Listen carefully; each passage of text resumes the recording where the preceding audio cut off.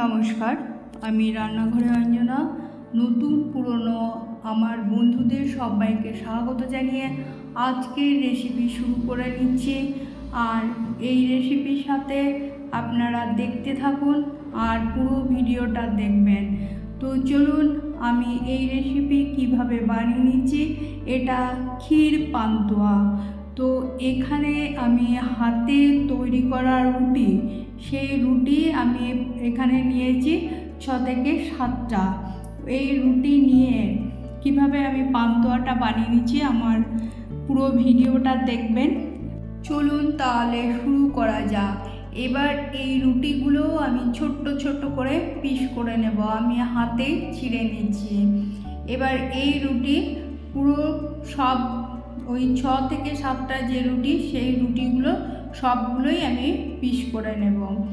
এবার আমার ছোট ছোট টুকরো টুকরো করে পিস করে নিলাম ছোট ছোট করে। তো এই পিসগুলো এবার কি করব, আমি একটা ব্লেন্ডার জার নিয়ে নিলাম।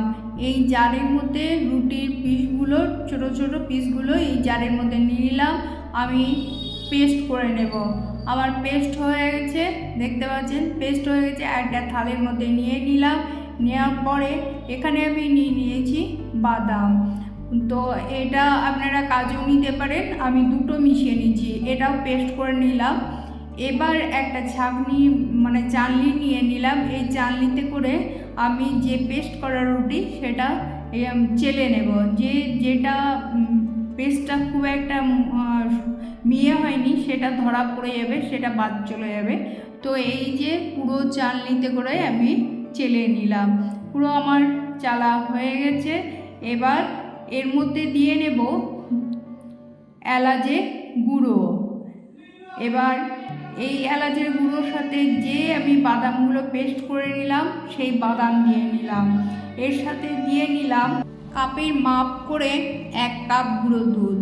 এই গুঁড়ো দুধ নেওয়ার পরে এর মধ্যে নিয়ে নেব আমি পুরো 1 কাপই দুধ নিয়ে নিলাম, আমি দুবারে নিয়েছি।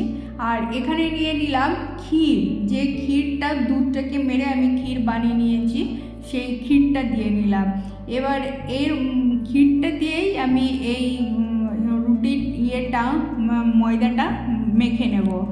তো আপনারা এটা ক্ষীর না দিয়ে জল দিয়েও মেখে নিতে পারেন। তো আমার মাখা হয়ে গেছে। পরের কাজ করে নেব। এই যে ময়দাটা, যে রুটির আটার ময়দাটা বার হয়েছে, সেটা আমি একটু সামান্য হাতে ঘি নিয়ে মেখে নিলাম।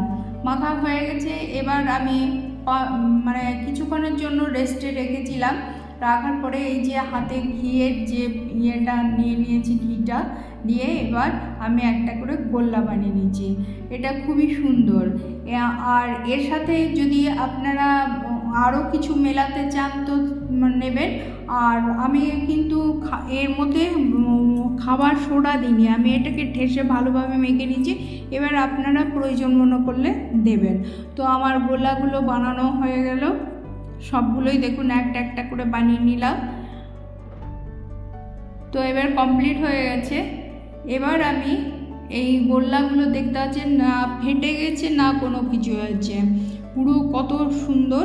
এবার আমি কড়াই বসিয়ে নিয়েছি। কড়াইয়ের মধ্যে পরিমাণ মতো তেল নিয়ে, সাদা তেল নিয়ে আমি একটা একটা করে ভেজে নেব দিয়ে। এবার 2 পিঠ উল্টে পাল্টে ভেজে নেব। কালারটা এতই সুন্দর, তো একবারে নরম তুলতুলে হবে। তো আপনারা এইভাবে বানাবেন।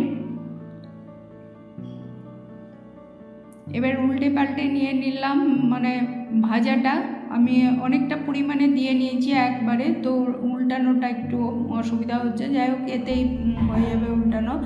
তো এইভাবে আমি তুলে নিলাম।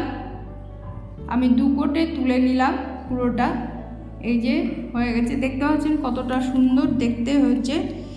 এবার কড়াইয়ের মধ্যে এই যে আমি ভেঙেই দেখিয়ে নিচ্ছি পুরো ভেতরটা কত সুন্দর হয়েছে। এবার কড়াইয়ে আমি একটা এলাচ দিয়ে বসিয়ে নিয়েছি দুধটা, পুরো ক্ষীর। এই যে ক্ষীরটা আমি দিয়ে নিয়েছিলাম এর আগে, আরও দুধ দিয়ে আবারও ক্ষীরটা বানিয়ে নিচ্ছি। তো এলাচ দিয়ে নিলাম। আমার সকল বন্ধুদের জানাই, আপনারা কোথা থেকে দেখছেন সেটাও জানাবেন। ভালো লাগলে একটা লাইক, একটা শেয়ার করবেন আর সাবস্ক্রাইব করতে ভুলবেন না। তো এর মধ্যে পরিমাণ মতো আমি চিনি দিয়ে নিলাম হালকা। এবার আপনারা মিষ্টির পরিমাণটা বুঝে দেবেন। আমি চিনি নিয়ে নিলাম। এবার যে ভাজা বড়াগুলো রেখেছিলাম সেগুলো এই ক্ষীরের মধ্যে দিয়ে নিলাম। এবার একটু নাড়াচাড়া করে ডুবিয়ে নেব। এবার ঢাকা দিয়ে রাখবো। ঢাকা দিয়ে কিছুক্ষণ পরে ফিরে আসবো। ফিরে এলাম, এই যে দেখতে পাচ্ছেন কতটা ডুবো ডুবো হয়ে ফুলে উঠেছে। এবার আমি নামিয়ে নিলাম। তো আপনাদের কার কার ভালো লাগলো এই রেসিপিটা দেখে আপনারা কমেন্ট বক্সে জানাবেন। আর এই যে ক্ষীরের পুরো গ্রেভি, যে ক্ষীরটা বানিয়েছিলাম সেটা পুরোটা দিয়ে নিলাম। তো এখানেই রাখলাম।